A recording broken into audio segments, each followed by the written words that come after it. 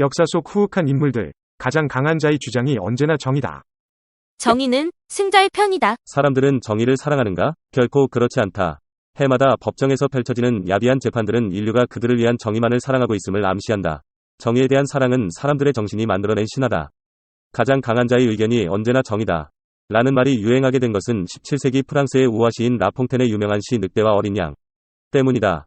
이는 봉건시대 지배자의 압정을 풍자한 통렬한 우화적 시이다. 라퐁텐이 생존한 시대는 나는 새도 떨어뜨린다는 위세당당한 루이 14세, 즉 태양왕의 전성시대였다. 그러므로 태양왕을 등에 업은 귀족과 성직자들의 횡포는 이루 말할 수 없었고 백성들의 원성도 대단했다. 이솝 우화에서 따온 이 늑대와 어린 양의 이야기는 짤막하다. 늑대가 시냇가에서 물을 마시고 있는 어린 양을 보고는 잡아먹기 위한 적당한 구실을 찾는다. 늑대는 양에게 네가 물을 온통 진흙탕으로 만들어버려서 마실 수 없게 됐다고 나무란다. 어린 양은 억울해하며 자기는 혀로만 살짝 물을 마셨을 뿐만 아니라 아래쪽 물을 마셨기 때문에 위쪽은 더러워질 까닭이 없다고 말한다. 자기의 꾀가 허사가 되어버린 늑대는 양에게 이렇게 말한다. 작년에 네가 우리 아버지를 모욕했었지? 작년에는 내가 이 세상에 태어나지 않았는걸요. 그러자 늑대는 네가 아니라면 너의 형이나 아버지나 내 식구들 중 하나가 우리 아버지를 모욕했었음에 틀림없어 라고 우겨대며 어린 양을 숲으로 끌고 가서 잡아먹는다. 어린 양은 자기의 억울함을 호소 한번 못해보고 그저 일방적인 처벌을 받고 만다. 여기에서 가장 강한 자의 주장이 언제나 정이다. 라는 명언이 나온 것이다. 19세기 후반 프로이센에서 일었던 전쟁이 선이라는 문화는 전쟁을 도덕적 의무로 보는 헤겔의 사상에 기초를 두고 있다.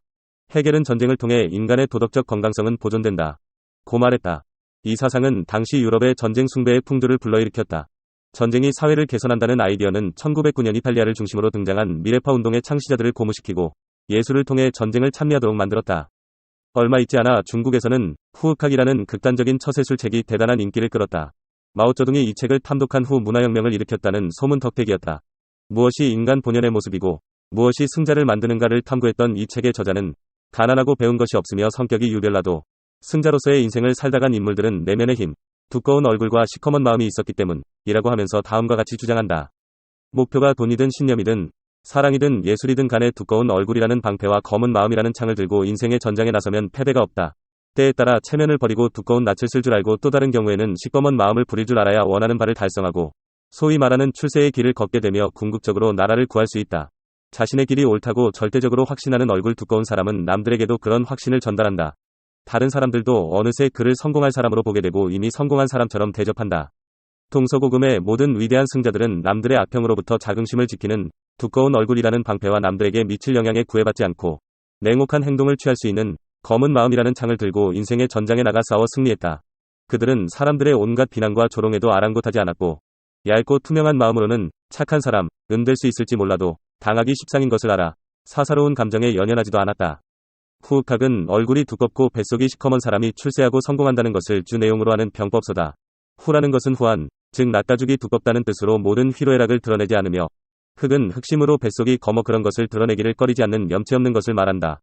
여기에 수련을 하여 낯가죽이 두껍기가 성벽 같고 뱃속이 검은 탄처럼 검어 그것을 간파할 수 없게 되고 나아가 두껍거나 시커멓다고 여기지도 않게 되는 무형무색의 지극한 경지에 다다라야 후흑학은 끝나게 된다. 리중우는 중국 역사의 한 시대를 장식했던 인물들과 고금의 영웅들 모두가 후흑한, 즉 속이 시커멓고 뻔뻔한 인간들이었다고 주장하며 인간 자체와 사회에 대한 새로운 해석을 제시했다. 영웅호 걸치고 후흑의 묘를 따르지 않은 자가 없으며 염치 따위와는 담을 쌓은 두꺼운 얼굴과 세상을 속이는 시커먼 배짱을 지녀야만 이들의 반열에 든다고 한다. 그는 인이나 도덕 따위를 내세우는 설교는 집어치우라고 말하며 후흑이야말로 천하를 집어삼키는 지혜이며 난세를 휘어잡는 방법이라고 주장한다. 리중우는 이 책에서 중국 역사의 초기부터 오늘에 이르기까지 역사상 공명을 떨친 수많은 왕후 장상, 호걸, 성현들 중 후흑을 통해 성공하지 않은 사람이 단 한 명이라도 있었던가? 라고 반문한다. 즉 낯가죽이 두껍고 뻔뻔할수록 뱃속이 숲덩이처럼 시커멓고 음흉할수록 성공했다는 것이다. 그 예들을 구체적으로 들고 있다. 유방, 조조, 유비 등이 바로 후흑의 대가들이다. 초안지를 보면 항우가 등장한다. 그가 홍문의 연회에서 범증의 전략대로 유방을 없애기만 했어도 천하는 아마 항우의 것이 되었을 것이다. 또한 항우가 유방에게 마지막 전투에서 패한 후 오강을 건너가 권토중래를 다짐했다면 천하가 누구의 수중에 들어갔는지 몰랐을 것이다. 그러나 항우는 후흑이 약해 그렇게 하지 못했다고 한다.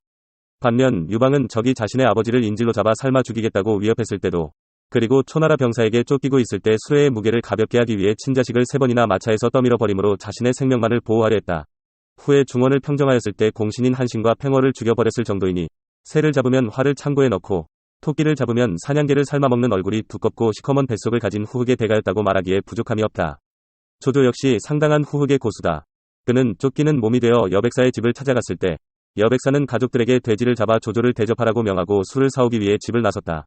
그러나 조조는 돼지를 잡기 위해 칼을 가는 것을 보고 자신을 죽이려는 것으로 오해하고 가족을 살해하고 술을 사가지고 들어오는 여백사도 살해해버리고 만다. 이때 동행하던 진궁이 힐책을 하자 조조는 내가 남을 배신할지언정 나는 다른 사람에게 배신당하고 싶지 않다고 대답했다고 한다. 세상에서 이보다 더 시커멀 수는 없을 것이다. 유비의 특출난 점은 낯가죽이 두껍다는 데 있다. 그는 이리저리 쫓겨다니며 살면서도 전혀 수치심을 갖지 않았고 야망과 이익을 위해 생각이나 태도를 바꾸었고 또한 주위를 설득시키기 위해 울기도 잘했다고 한다. 즉 여포를 믿다가도 무섭게 조조에게 붙고 다시 원소의 품에 투항하고 다시 유표 밑에 들어가 있다가 손권과 결탁하는 등 자신에게 이익이 되는 일이라면 조금도 부끄러운 줄 모르고 행하였다고 한다. 유비 역시 후흑의 도가 뛰어나서 그렇게 할 수 있었던 것이다. 정의를 한번 생각해보라. 사회에서 주도권을 쥔 힘있는 킹카의 정의와 가진 것도 별로 없는 폭탄들이 생각하는 정의가 같을 리가 있겠는가. 폭탄들의 일시적인 지지가 필요한 정치인들은 선거 때마다 정의를 부르짖는다. 내 등을 긁어주면 내 등을 긁어주마 하는 식의 약속은 그들의 메인 메뉴다. 우리 모두를 위해 정의가 필요합니다. 라고 외치지만 날이 바뀌어도 아니 세대가 바뀌어도 정의의 부재는 여전하다. 시대가 흘러도 부정부패, 상대적 가난, 전쟁, 사회병폐, 범죄, 살인은 사라지지 않고 계속해서 행해진다. 법제도는 국민들은 정의구현을 요구한다면서 정의를 약속한다. 간혹 정의구현을 위해 노력하는 정치인들도 있다. 그러나 대개는 그렇지 않다. 돈 있는 사람들, 세도가들은 명백한 범죄 행위를 저지르고도 사면되거나 가벼운 처벌을 받을 뿐 감옥에 들어가지 않는다. 판사와 검사, 정치인이 매수되는 일도 비일비재하다. 국내 재벌 총수들 중 다수가 탈세나 기업자금 횡령, 주가 조작 등 자본주의의 근간을 훼손했다는 사실은 전 국민이 다 아는 이야기다. 감옥은 오로지 가난한 사람들로 북적거린다. 분명 이런 상황은 공정하지 않다. 그러나 이것이 현실이다. 그렇다면 정의는 도대체 어디에 있는가? 어디에도 없다. 이러한 불의에 맞서 싸우기로 했는가? 그것은 참으로 훌륭한 생각이며 선택이다. 그러나 부당함에 대해 울분을 터뜨리는 쪽을 택했다면 그것은 폭탄스러운 행동이고 다른 문제들과 마찬가지로 히스테릭한 반응이다. 사실 정의구현을 추구하느니 매사에 퉁치고 넘어가거나 차라리 화합을 추구하는 편이 폭탄들에게는 훨씬 이로울 수 있다. 이 세상에 정의는 존재하지 않는다. 지금까지 존재한 적도 없었고 앞으로도 존재하지 않을 것이다. 자연만 쓱 둘러봐도 세상에는 정의가 존재하지 않는다는 것을 바로 깨달을 수 있다. 정의는 비현실적인 개념이다. 이 세상과 저 세상을 불문하고 세상은 언제나 늘 불공평하다. 그러나 당신이 행복을 택하느냐 불행을 택하느냐는 정의의 부재와는 아무 상관이 없다. 나는 인간과 세상에 대해 악평을 퍼뜨리는 것이 아니다. 그보다는 세상이 진정 어떤 곳인가에 대해 엄정한 평가를 하고 결코 속지 말자는 것이다. 정의는 거의 어떤 것에도 적용될 수 없는 개념이다. 만일 세상이 너무나 질서정연하고 모든 것이 공평무사하다면 어떤 생물도 하루를 버텨내지 못한다. 새가 벌레를 잡아먹는 것조차 할 수 없다. 그러니 어찌 모든 이익을 충족시킬 수 있겠는가? 유용하게 보셨다면 이 주제에 대한 여러분의 의견을 댓글로 달아주세요.